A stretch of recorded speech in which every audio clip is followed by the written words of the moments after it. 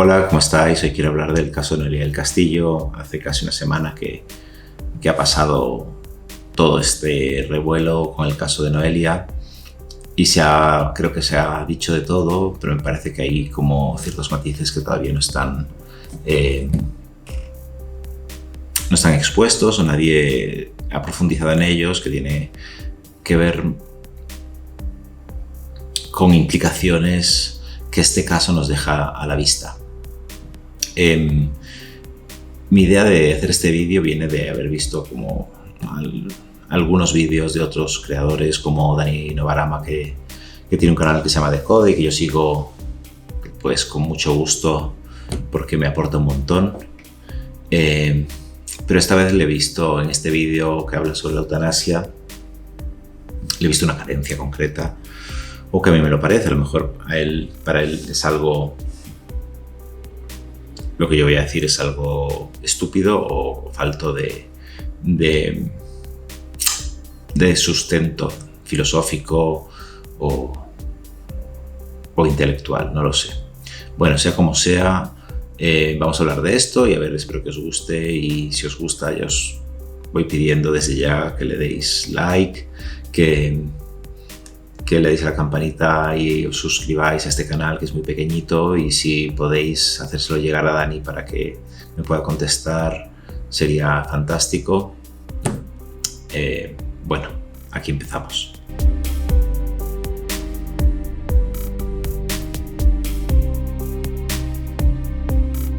Lo primero, vamos a poner en contexto la situación para quien no lo sepa o haya vivido dentro de una cueva en los últimos días.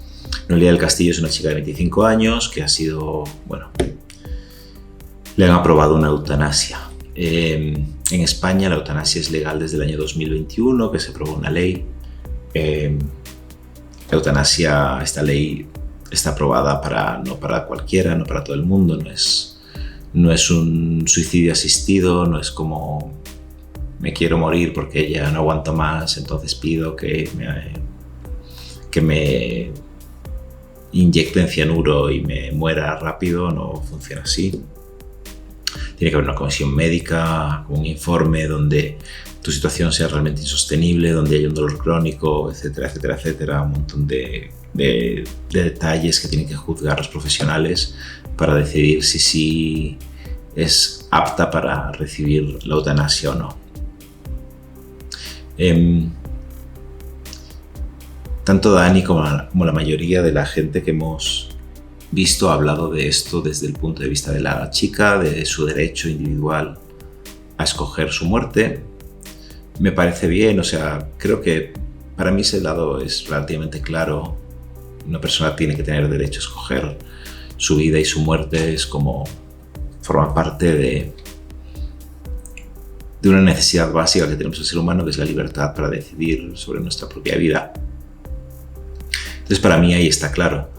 El primer conflicto que aparece es cuando hablamos de los médicos.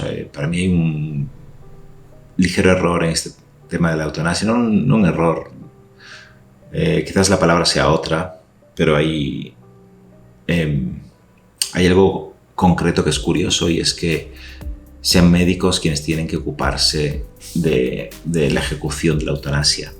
En teoría, el médico es el escogido porque es quien puede salvaguardar que el proceso esté bien hecho, que sea ausente de dolor, que llegue a buen fin sin generar más daño del que podría causar.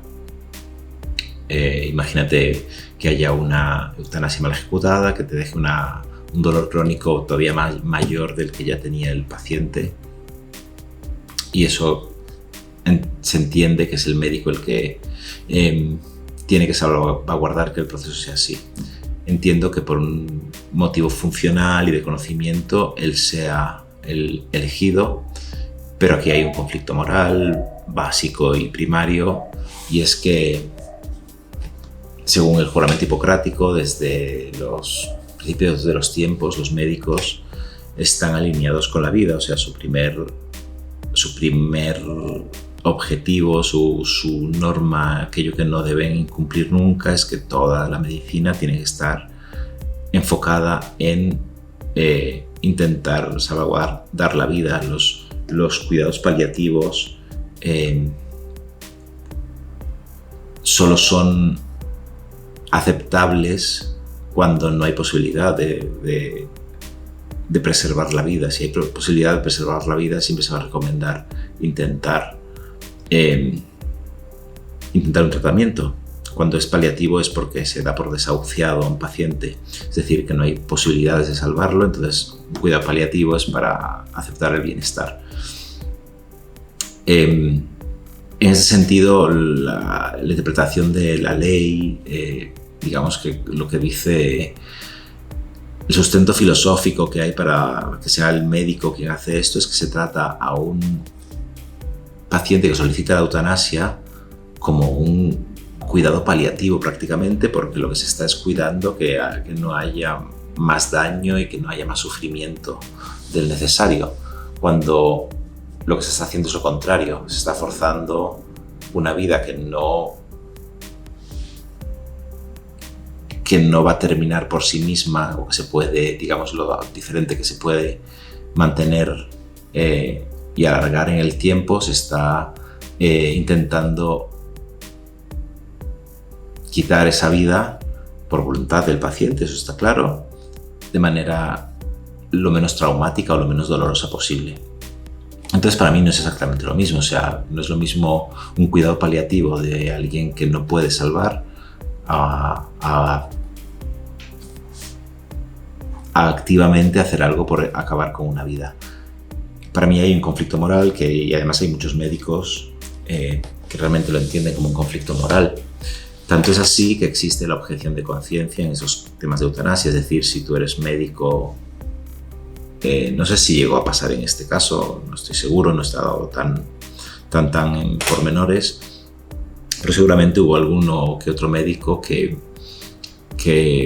tenía que ejecutar la eutanasia, y a lo mejor decidió objetar para no tener que ser esa persona, porque hay una carga ética, moral, un peso en esto, y hay una contradicción con el juramento hipocrático. Para mí eso está bastante claro.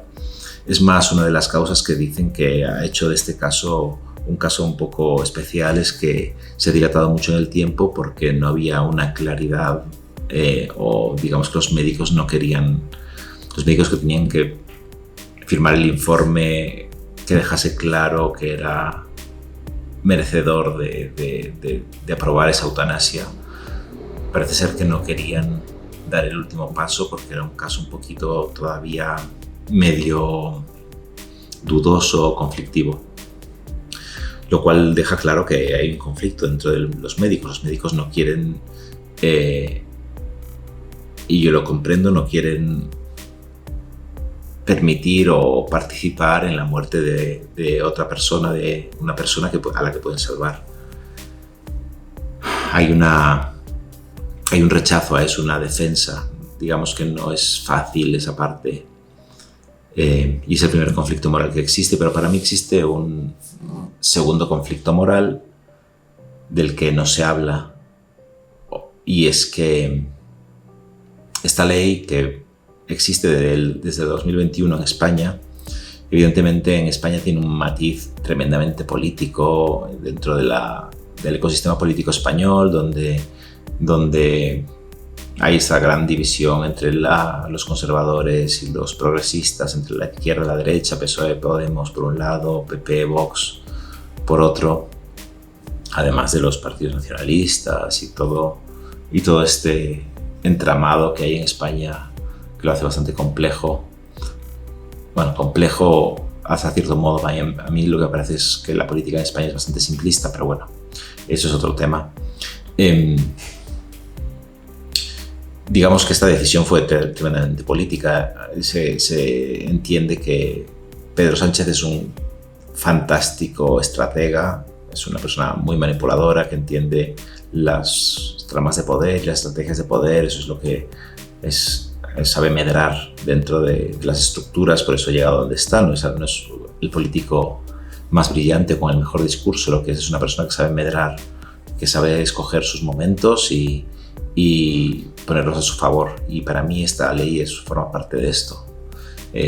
es este tipo de leyes que lo que son populistas, digámoslo en cierto modo, y no analizan, simplemente se ponen en una interpretación súper simplista de un hecho, como puede ser esto, que es el derecho de un paciente a decidir por el final de su vida, que parece algo muy evidente. En España además tuvimos el caso de Ramón Sampedro, que fue como muy icónico porque llegó incluso a ver una película de Amenábar tratando el tema, y donde todos entendimos que una persona que sufre eso y que quiere acabar con su vida debería tener el derecho.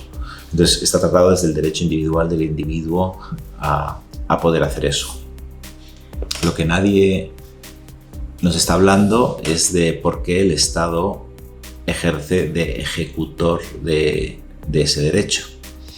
Porque una cosa es que un ciudadano tenga un derecho y otra cosa es que el Estado tenga la obligación de ser el ejecutor. Digamos que hay tres partes en esta ley que son muy evidentes, y es el individuo, que es el paciente, el médico, que es la mano ejecutora, el verdugo, pero hay el Estado, que es el político, que es el que ha decidido que el Estado debe proveer de esa ejecución de la eutanasia. Y para mí ahí está la clave de este gran problema que tenemos, o de la forma en la que interpretamos y vemos este tema de la eutanasia. El problema no es que haya un derecho individual, el problema no es que haya ni siquiera un conflicto moral con los médicos, el problema está en que hay un político que por una decisión electoralista ha decidido que el Estado en su conjunto puede ejercer una fuerza que desequilibra un conflicto moral. Hay un conflicto moral, como dice Dani de Decode, entre dos posturas, y el Estado, o sea, se vuelve ejecutor de eso, ¿no? Ni siquiera se vuelve un despenalizador, porque yo entendería, por ejemplo, que aceptase la despenalización, es decir, es un derecho y por lo tanto, si tú encuentras una persona que te ayude a ejecutar eso que tú quieres de una manera libre y ambos de manera libre llegáis a ese acuerdo, entendemos que esa vida que tú quieres perder, que ya no quieres vivir, tienes derecho tienes derecho a decidir sobre ella. Esta persona que te ayuda, pues en un acto de cumplir tu voluntad, te quiere ayudar, pero no quiere cometer un delito, entonces puedes despenalizar, es decir, mediante un papel ante notario firmado en el que ambos deciden lo que se va a hacer y cómo se va a hacer, etcétera, etcétera, etcétera, etcétera, etcétera.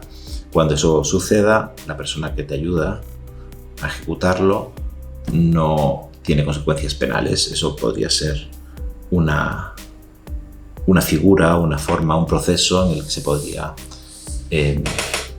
o que a mí me parecería más lógico que esto funcionase, pero el problema está en que el propio Estado, y hay que entender que el Estado somos todos, que es como que el Estado es un ente impersonal en el que entramos todos los españoles, en el fondo, incluso los extranjeros que viven en España. Por ley se ha puesto como ejecutor, es decir, tiene que garantizar que eso se cumpla. Y eso no me parece bien, incluso aunque le dé a los médicos la posibilidad de la objeción de conciencia. En cierto modo, pasa lo mismo que pasa. Hay una frase con las guerras, hay una frase que he escuchado varias veces, que es que si un político tuviese que mandar a su hijo a una guerra, posiblemente haría todo lo posible para evitarla. No se meterían en guerras, no estarían declarando guerras constantemente. Si lo pensamos bien, en la antigüedad, o sea, hace muchos años, los nobles lideraban ejércitos y los lideraban en el campo de batalla, es decir, el duque de no sé qué o el conde de no sé cuánto tenía un ejército concreto, y ellos, en esas épocas medievales antiguas, ellos eran el primer caballero de ese ejército. eso tenía una razón de ser, y es que nadie va a pelear por alguien que no se atreve a irse al campo de batalla. En este caso es un poco lo mismo. Digamos que aquí hay un político o un grupo de políticos que deciden que alguien, otra persona, tiene que aceptar ejecutar una muerte de otra persona que lo ha decidido, porque es el Estado el que lo garantiza.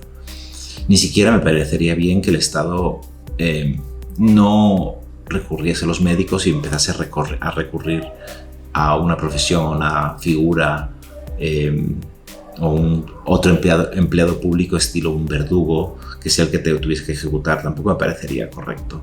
Realmente creo que el Estado no tiene derecho a obligarte activamente a hacer algo. O sea, ya no digo ni siquiera individualmente, no debería nunca pasar por encima de esa libertad individual, porque imaginémonos un caso concreto en el que, vale, una persona se acepta que su eutanasia porque cumple los requisitos y alguien tiene que ejecutarla y no hay nadie que quiera ejecutarla. Entonces entramos en un imposible, en un oxímoron, es decir, hay una ley que le da un derecho a esa persona pero nadie que la ejecute. Yo creo que sinceramente sería muchísimo más, ¿cómo decirlo? Podríamos tener una política o una forma de entender la sociedad mucho más limpia si el Estado no puede tomar este tipo de decisiones sobre morales que puedan estar enfrentadas, por un lado, y si lo hace, si por ejemplo imaginémonos que tenemos esta ley de la eutanasia, tenemos un partido político que la ha aprobado, es su ley, ¿de acuerdo? Pues sus propios políticos deberían ejecutar esas eutanasias primeras. O sea, es como que si realmente vas a poner al Estado en esa situación a decidir en un conflicto moral o ético personal, vas a forzar la ley para que la moral tienda hacia un lado, porque eso es lo que ha pasado en la historia realmente. Al menos deberías ser tan valiente como para tú ejecutarlo, porque es muy fácil en el fondo ser muy valiente y ser muy progresista con la moral del otro. Es muy fácil entrar en una guerra en la que tienes mucho que ganar cuando las vidas que se juegan son las vidas de otras personas. Creo que ese es un punto que nunca se está tomando y que a mí me parece que es crucial. En el fondo estamos construyendo nuestra sociedad y nuestra sociedad debe ser construida de una manera mucho más prolija de lo que estamos construyendo desde hace mucho tiempo política a base de razonamientos súper simples, de manipulaciones muy burdas y muy barriobajeras. El populismo está ganando